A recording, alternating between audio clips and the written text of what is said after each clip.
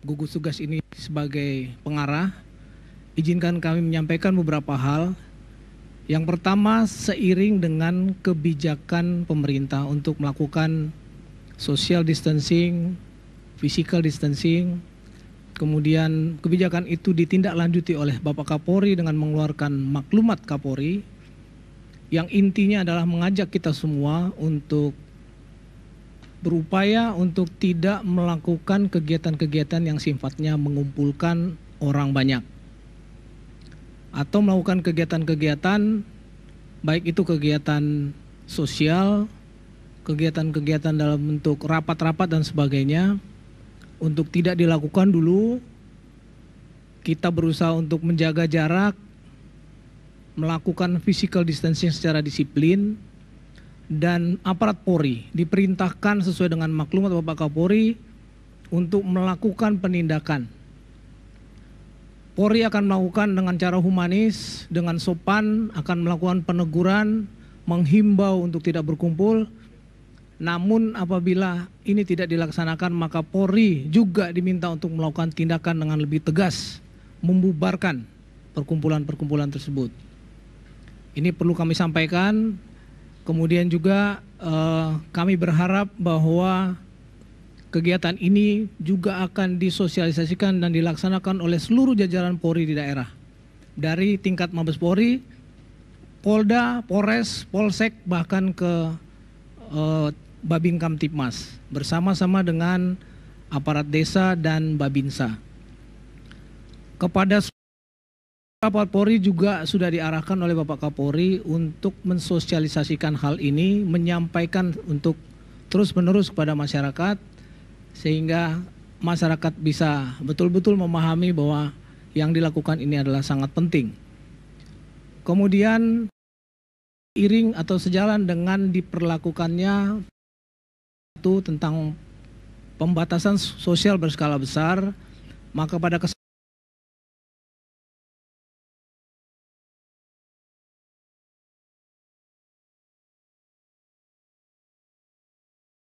banyak, kemudian juga meminta kepada semua masyarakat untuk tidak pulang kampung atau tidak mudik, untuk kita bersama-sama berusaha untuk mencegah penyebaran Polri bersama-sama dengan aparat pemerintah lainnya sudah menyusun banyak skenario yang harus dilakukan nanti, terutama untuk kita berusaha agar masyarakat menjadi mengerti bahwa masyarakat dari ke daerah-daerah itu untuk membawa daerah. Aparat Polri juga akan diterjunkan di semua titik bersama-sama TNI dan Polri. Kebijakan ini melaksanakan ini dan dengan bahwa yang dilakukan oleh pemerintah ini bisa kita kerjakan, dan yang terutama adalah ini bisa kita hambat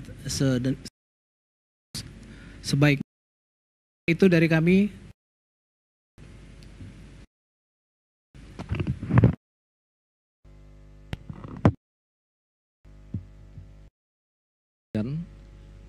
Sejak awal, bahkan sejak sebelum terbentuknya gugus tugas ini, atas dasar perintah Presiden, maka Panglima TNI telah mengerahkan kekuatan, kemampuan, dan gelar TNI untuk mendukung tercapainya tugas-tugas dalam rangka menindakan COVID-19 ini.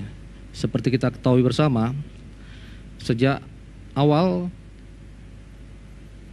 pesawat-pesawat TNI, baik itu TNI Hercules maupun Boeing, telah digunakan untuk menjemput dan digunakan juga dalam rangka pendistribusian logistik ke daerah-daerah.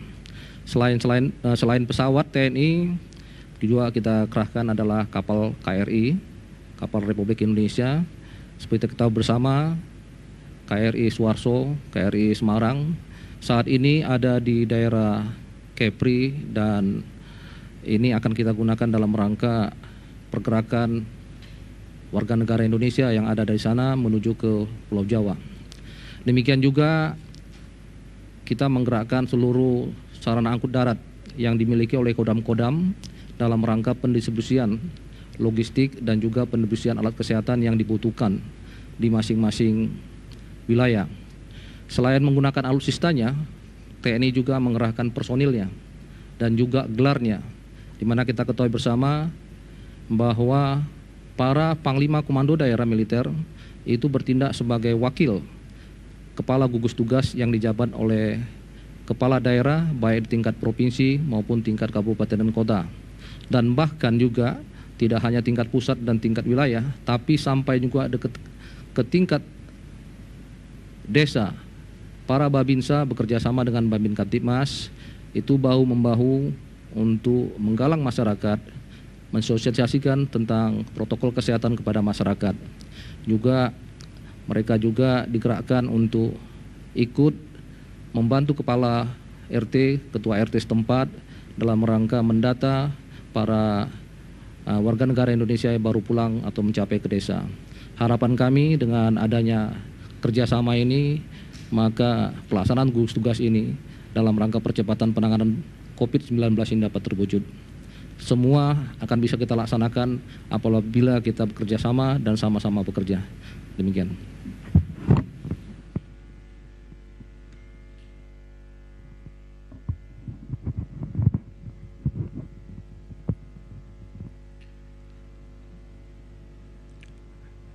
Pertama, kami akan menyampaikan standar penggunaan masker yang dapat digunakan untuk masyarakat dan tenaga medis.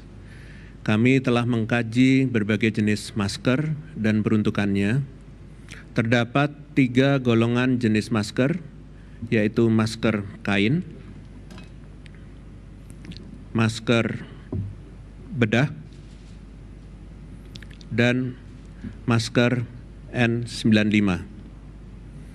Masker kain digunakan oleh masyarakat saat berada di tempat umum dan berinteraksi dengan orang lain. Masker ini dapat terbuat dari kain minimal 3 lapis yang dapat digunakan oleh masyarakat dan apabila mulai basah bisa diganti. Penggunaan masker untuk masyarakat tidak hanya digunakan untuk individu kita sendiri, tetapi juga harus diberikan kepada orang lain sebagai bentuk solidaritas. Karena kita ingin melindungi diri kita dan kita juga ingin melindungi orang lain. Masker bedah adalah masker yang digunakan untuk tenaga kesehatan atau orang yang sakit. Sedangkan masker N95 digunakan untuk tenaga medis yang menangani pasien dengan risiko infeksius tinggi. Untuk dokter dan perawat gigi ditekankan menggunakan masker dengan jenis N95. Kami mengetahui bahwa ada beberapa tenaga dokter gigi yang telah gugur, maka dari itu disarankan untuk menggunakan masker N95. Sementara tenaga medis yang tidak menangani pasien dengan risiko infeksius tinggi dan orang sakit, maka hanya menggunakan masker bedah seperti ini. Masyarakat diharapkan oleh pemerintah mematuhi kebijakan untuk tidak mudik. Masyarakat yang sudah terlanjur mudik harus melakukan isolasi mandiri di rumah selama 14 hari atau di fasilitas yang disediakan oleh pemerintah daerah atau setempat.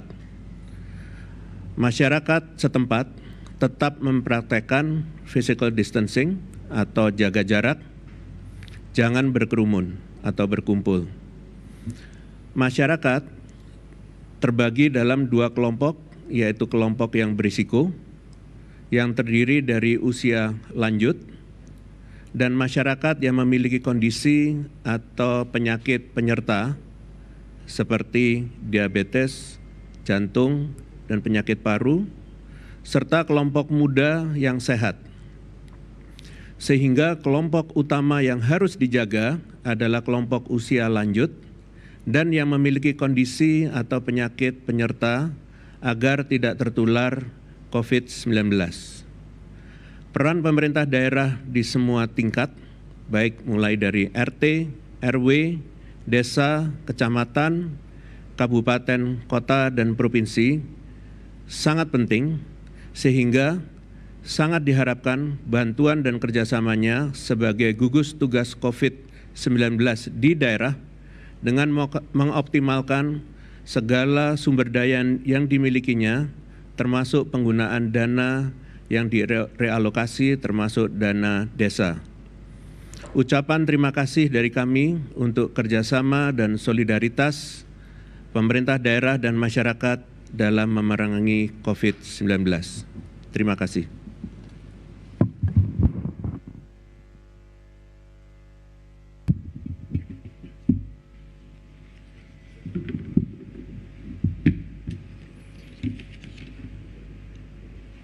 Saudara-saudara, pada sore ini kami akan menyampaikan beberapa hal yang merupakan kelengkapan dari beberapa permasalahan tadi yang sudah disampaikan oleh para pembicara sebelumnya.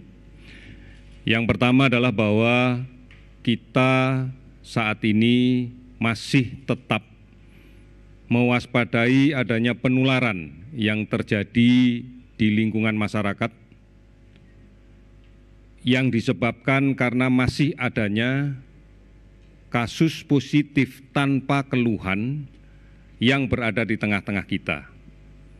Inilah yang kemudian kita kenal dengan terminologi OTG, orang tanpa gangguan. Ini menjadi potensi tinggi terjadinya penularan di tengah masyarakat, karena pada satu sisi orang tersebut tidak mengalami keluhan apapun, dan kemudian di sisi yang lain banyak masyarakat yang masih belum melaksanakan dengan benar ketentuan physical distancing, menjaga jarak. Oleh karena itu dari hari ke hari inilah yang menjadi kekhawatiran kita, bahwa penularan masih terus terjadi, masih terus berjalan. Oleh karena itu kami harapkan ini menjadi perhatian kita bersama. Kita jadikan ini adalah titik pangkal untuk pencegahan dan pengendalian penyakit COVID-19 ini. Tetap tinggal di rumah adalah jawaban yang terbaik. Oleh karena itu kita harapkan tidak melakukan perjalanan kemanapun. Bukan hanya masalah pulang ke kampung, tetapi juga melakukan perjalanan ke keluarga yang lain, ke kota yang lain, atau ke tempat yang lain, itu memiliki risiko yang besar untuk terjadinya penularan. Mari bersama-sama kita pahami bahwa ini adalah kunci keberhasilan kita untuk memutuskan rantai penularannya. Oleh karena itu, kami minta ini menjadi bagian utama kita, di samping membiasakan untuk mencuci tangan dengan baik, dengan menggunakan sabun, dengan air yang mengalir, paling tidak dalam waktu 20 detik, kemudian mulai menghentikan kebiasaan, baik yang disadari maupun tidak disadari, untuk menyentuh wajah, menyentuh hidung, menyentuh mulut, menyentuh mata.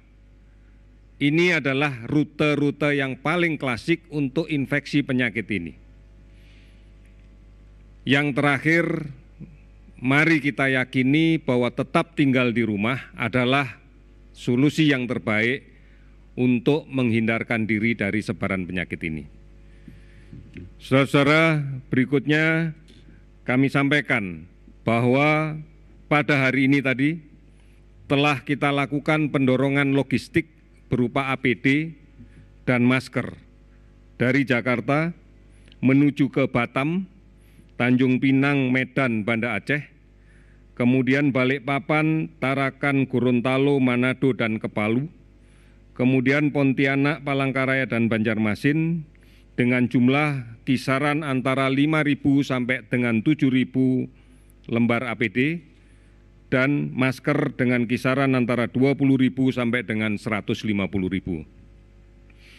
Kegiatan-kegiatan ini adalah bukti bahwa pemerintah berkepentingan dan sangat memperhatikan kebutuhan layanan di daerah yang dilaksanakan oleh saudara-saudara kita, para tenaga kesehatan di semua lini layanan kesehatan.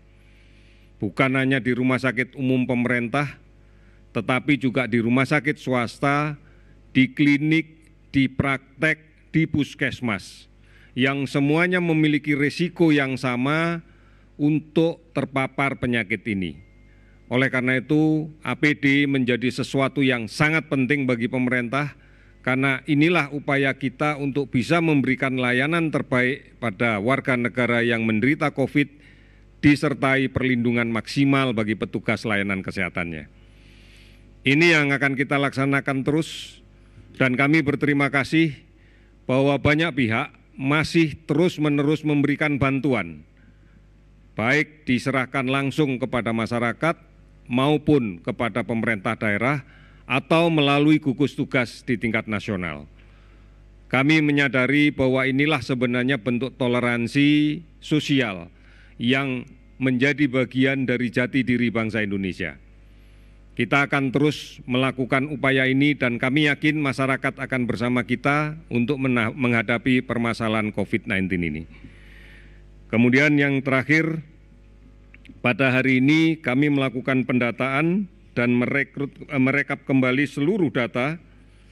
Kita masih cukup berprihatin pada hari ini masih terjadi penambahan kasus untuk konfirmasi positif sebanyak 106 kasus, sehingga total menjadi 2.092 kasus konfirmasi positif dengan menggunakan pemeriksaan molekuler. Kemudian kita bersyukur bahwa ada 16 saudara kita yang sudah sembuh dengan pemeriksaan negatif dan 2 kali berturut-turut sehingga bisa dipulangkan, sehingga total menjadi 150 orang. Kita bersyukur bahwa mereka yang sudah sembuh ini kondisinya bagus dan tidak perlu dikhawatirkan lagi untuk menularkan penyakit. Bahkan kita yakini yang 150 orang ini telah sembuh dan memiliki imunitas, kekebalan terhadap virus COVID-19. Kita masih berprihatin ada 10 yang meninggal, sehingga totalnya adalah menjadi 191 meninggal. Kami sudah melaksanakan pemeriksaan molekuler dengan PCR pada lebih dari 7.896 orang, dan kemudian kasus yang kita dapatkan ini tersebar di 120 kabupaten kota. Kami melihat bahwa sebaran kasus sekarang muncul akibat pergerakan orang tanpa gejala, kasus positif tanpa keluhan apapun dari kota-kota besar yang kita data memiliki kasus tertinggi sebagai pusat-pusat sebaran, ke daerah-daerah di sekitar, ke kota-kota di sekitar. Inilah yang meyakinkan kita bahwa tinggal di rumah adalah jawaban satu-satunya yang paling benar. Tidak melakukan perjalanan kemanapun, apakah ke kampung, apakah ke rumah saudara, ataukah tempat lain. Tidak dilakukan, karena inilah upaya kita untuk menghentikan. Saudara-saudara sekalian, harus kita waspadai bahwa ancaman klasik yang muncul pada periode musim pancaroba ini untuk beberapa kota adalah demam berdarah. Oleh karena itu, mari tinggal di rumah, bersihkan sarang nyamuk. Ini adalah jawaban yang paling tepat, bukan hanya untuk mengendalikan COVID, tetapi juga untuk mengantisipasi sebaran penyakit demam berdarah yang secara frekuentif akan muncul pada periode-periode ini. Kami yakin kita semua bisa tinggal di rumah, berantas sarang nyamuk, pasti kita mampu melakukan itu. Dengan bersatu, dengan semangat saling melindungi, lindungi yang sakit, lindungi yang sehat, lindungi keluarga kita, lindungi lingkungan kita, maka kita menjadi bagian yang kokoh dari lindungi bangsa kita. Kita bisa. Sekali lagi, kita bisa. Terima kasih, selamat sore. Itu dia kita sudah dengarkan. Yang terakhir kita dengarkan pernyataan dari juru bicara pemerintah terkait penanganan COVID-19, Ahmad Yuryanto, yang mengatakan menyampaikan data terakhir terkait dengan kasus positif COVID-19 yang bertambah 106 orang menjadi total 2.092 kasus. Lalu ada tambahan 10 korban jiwa sehingga total korban meninggal dunia akibat COVID-19 menjadi 191 orang. Kabar baiknya ada tambahan 16 orang yang berhasil sembuh dari COVID-19 sehingga total yang sembuh 150 orang. Tadi disampaikan oleh sejumlah pihak bahwa TNI Polri juga ikut bersinergi untuk ikut memastikan seluruh masyarakat menuruti imbauan pemerintah, terutama physical distancing untuk menjaga jarak sosial, tetap di rumah dan tidak mudik.